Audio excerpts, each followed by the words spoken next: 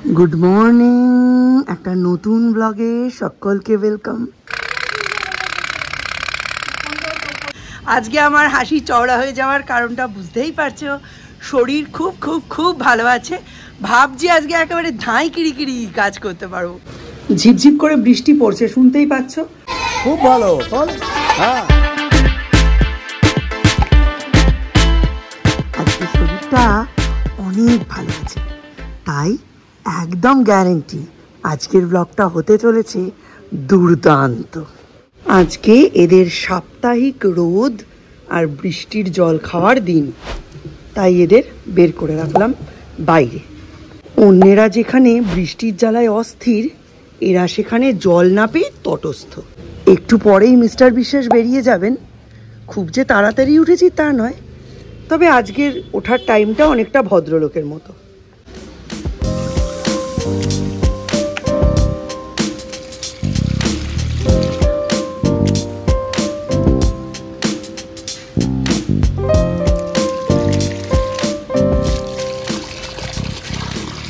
Welcome back to Zinia blogs. Zinia ব্লগসের নতুন একটা ব্লগে তোমাদের সকলকে অনেক অনেক ওয়েলকাম। আজকে আমার হাসি চওড়া হয়ে যাওয়ার কারণটা বুঝতেই পারছো, শরীর খুব খুব খুব ভালো আছে। ভাবছি আজকে একেবারে ধাঁই কিড়িকিড়ি কাজ করতে পারবো। কাজ করতে না পারলে, রান্নাবান্না করতে না পারলে, নিজের সংসারের যে মানে হাল অন্যের হাতে দিয়ে দিলে তাহলে আর কি করলাম? তাহলে তো মেন জীবনের উদ্দেশ্যটাই একদম ছোট হয়ে গেল। সকলের নানান রকম ইচ্ছে থাকে, ছোট থেকে অনেকের ইচ্ছে থাকে ডাক্তার হব, ইঞ্জিনিয়ার হব, টিচার হব। আমার কিন্তু একটা ছোট্ট বাসনা ছিল, সেটা হচ্ছে আমি খুব সুগৃহিণী হব। জানি না সু হতে পেরেছি না কু হতে পেরেছি, বাট গৃহিণী আমি হয়েই ছেড়েছি। পাকড়াও করেছি মিস্টার বিশ্বাসকে, তারপর ঘাড়ে চেপে বসেছি। আমাদের ঘোষবাড়িতে তিনটে ভূতের বড় ভূত মানে মামদোটাই মিস্টার বিশ্বাসের ঘাড়ে চেপে বসেছে। তো সে যাই হোক, চলে এসেছি ছাদ বাগানে। এখন বর্ষাকালে অনেক দিন পর পর আসা হয়, কিন্তু আসলেই মনটা দারুণ হয়ে যায়। আজকে তোমাদের সঙ্গে শেয়ার করব আমার ব্লুবেলের গাছটা। আজকে ওটা সত্যিই দেখার মতো একটা রূপ নিয়েছে, অসম্ভব সুন্দর। এর থেকে সুন্দর আর কি হতে পারে? এরকম যদি আমার একটা অপরাজিতা থাকতো তাহলেও কিন্তু মন্দ হতো না। আর মেঘলা আকাশের রূপ যেন একেবারে ফুটে উঠেছে, দারুণ লাগছে, দারুণ। চোখ বন্ধ হয়ে যাচ্ছে আবেশে। এইখানে রয়েছে আমার মাহারা পিঙ্ক, দেখো কি দারুণ লাগছে, একদম থোকায় থোকায় ফুল এসেছে। এও হবে, এখানেও চারিদিকে প্রতিটা ডালে ডালে ফুল এসেছে। আমি ভীষণ খুশি। তবে বর্ষাকালে না বোগেনের ফুল একটু কমে যায়, তবে তাতে কি, ফুল দেওয়া কি সব সময় দরকার? গাছ সুন্দর হলে, তরতাজা হলে, একদম নানান রঙের সবুজ হয়ে উঠলে তাতেও বাগানিদের মন খুশি হয়ে যায়। যেমন এই আরেকটা বোগেনভিলিয়া দেখো, এর আমি খেয়াল করে দেখেছি জানো, যে কোনো একটা ডালেই ফুল হচ্ছে, যখন হচ্ছে অন্য ডালের ফুলটা আর থাকছে না। কয়েকদিন ধরে এই ডালটায় হচ্ছিল, কেটে দিয়েছি, দুদিকে দুটো ডাল বেরিয়েছে, এখন আবার এই ডালটায় ফুল এসেছে। সকালবেলা খবরের কাগজ খুললেই কত খারাপ খারাপ খবর, মনটা খারাপ হয়ে যায়। সেই জন্য সকালবেলা এই কদিন এই খবরের কাগজ খোলাটা না বন্ধ রেখেছি। একেতে তো বাংলাদেশের ঘটনা, তাতে মনটা খুবই খারাপ। এতটা খারাপ ভাবিনি যে লাগবে। অ্যাকচুয়ালি ওই যখনই দেখি ইন্ডিয়া হেরে গেলে বাংলাদেশ খুব উচ্ছ্বাস দেখায়, তখনই আমার বাংলাদেশের ওপর মনটা খুব খারাপ হয়ে যায়। এমনিতেই আমি ঘটির ছা, তাই আরও বেশি খারাপ হয়। তার ওপরে এখন তো যা চলছে বাংলাদেশে, মন খারাপ না হয়ে উপায় নেই। বাংলাদেশের হিন্দুদের জন্য কোথাও একটা মনের গভীরে কষ্ট আছে, সমবেদনা আছে, আবার কোথাও ওরা এই পরিস্থিতির জন্য কিছুটা নিজেরাও দায়ী। ঠিক যেমন কাশ্মীরের এই পরিস্থিতির জন্য কাশ্মীরের মহারাজের ডিসিশনটা দায়ী, সেই রকম সঠিক সময়ে সঠিক সিদ্ধান্ত নিতে না পারলে না অনেক সময়ই আমাদের ভবিষ্যতের ক্ষেত্রে অনেক অনেক বড় ভুল হয়ে যায়, অনেক সমস্যার সৃষ্টি হয়। এই বাংলাদেশ, কাশ্মীর এগুলো তার প্রমাণ। আর তারপরে রয়েছে পরপর 3 মাসের মধ্যে তিনটে ট্রেনের দুর্ঘটনা। আগের বছর 13ই আগস্ট স্বপ্নদ্বীপের কেসটা ঘটেছিল, সেটার কোনো ফয়সালাই হলো না। আর এবার হয়ে গেল আরজি করে মৌমিতার কেসটা।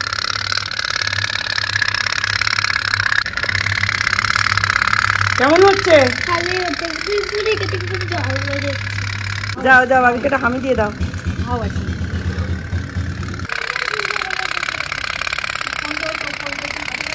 অন্যদিন হলে প্রেশারেই করি, বাট আজকে আমি দিদি এসেছে এখানেই বসালাম, কারণ এমনিও আমার আলু পেঁয়াজ ভাজতে একটু সময় লাগে।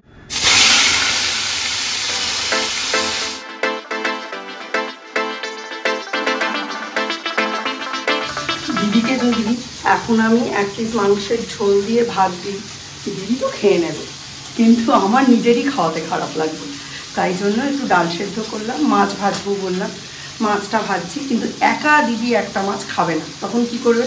সৌম্যকে একটু দেবে, সৌর্যকে একটু দেবে, আমাকে একটু ঠুসবে।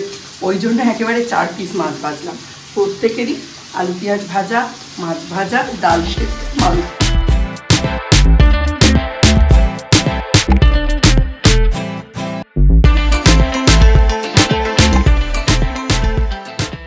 সৌর্য আজকে কে খাইয়ে দিচ্ছে? দিদি চলে গেল।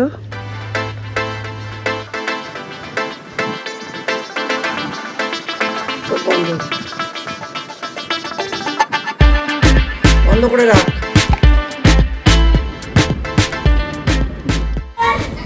তোল মা, তোল তোল, খুব ভালো, তোল। হ্যাঁ, তোল তোল।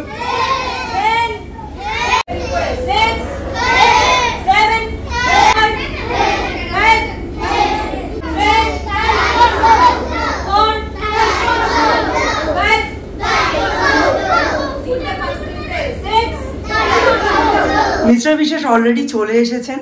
আর সৌর্যকে তাইকোন্ডোয় দিয়ে 1 ঘন্টার জন্য যে আমি বাড়ি এসেছিলাম, আমি ওই সময় কিন্তু অনেকটা কাজ করে নিয়েছি, সেই জন্য এখন আর ওটা নিয়ে আর খুব একটা চিন্তা করছি না। এইবার ডিরেক্টলি রান্নায় ঢুকে যাব। তো চলো তোমাদের দেখিয়ে দিই আজকে আমাদের ডিনারে কি কি হচ্ছে। ডিনার টেবিল একেবারে মানে রেডি।